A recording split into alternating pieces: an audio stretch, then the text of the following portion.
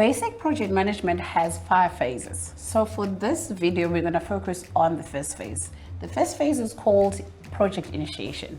This is where your project starts to take shape.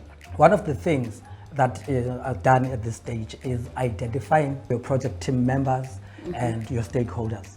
A stakeholder is someone who has an interest in the development or the outcome of the project. Yes, so the stakeholders, team members work together to identify needs and wants, and then the project team will create a plan to accomplish the objectives within the time available or money available.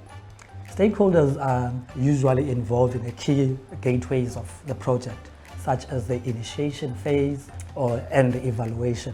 Their main role is to provide feedback and guidance. Yeah, so once all stakeholders have been identified, so together with the team members, they must meet and identify project goals. This can be done in a brainstorming session where all parties involved are encouraged to list the possibilities.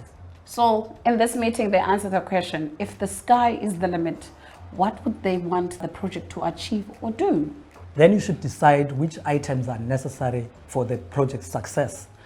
This means you need to identify what are those items that are your needs and which are nice to have, which is your wants.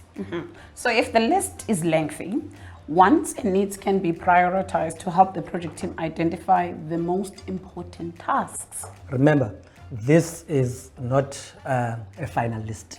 It's a brainstorming session to kick the things off for the project. The end result of this session is to come up with a project goal statement. Each project should have a SMART goal statement. Remember, SMART acronym you learned in LO. So for the project team to achieve a goal, stakeholders must be very clear about what they want. It is also important that you track the progress of the project or your goals. All goals need some form of objectives and measuring system so that you can stay on track and you become motivated when you enjoy the sweet taste of quantifiable progress. Yeah, you know, when you're trying to track, you must answer the question, how will I know that I'm making progress in achieving my goals? All team members and stakeholders must agree on the goal. If the project is work-related, the project goal must be relevant to that of the business. We've already established that projects need to have a time frame, so there must be a specific start and end date. An example of a SMART goal is by the end of December 2022, we would like to add 2 additional bedrooms in our family home. So once everyone involved in the project has some idea of what the project should do, you begin setting project requirements. Requirements outline exactly what a project must do for it to be considered successful. Yeah, as part of this, you should then be able to create your deliverables. Deliverables basically define what can people expect to hold in their hands once the project is complete.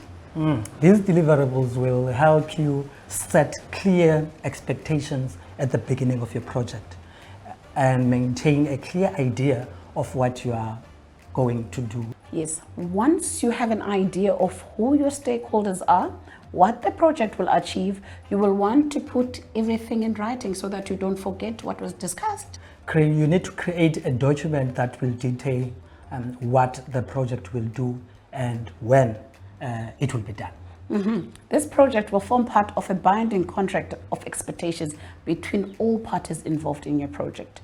As we all know, when you enter projects, everybody involved has different expectations. So what information should we be put in writing, Gogo?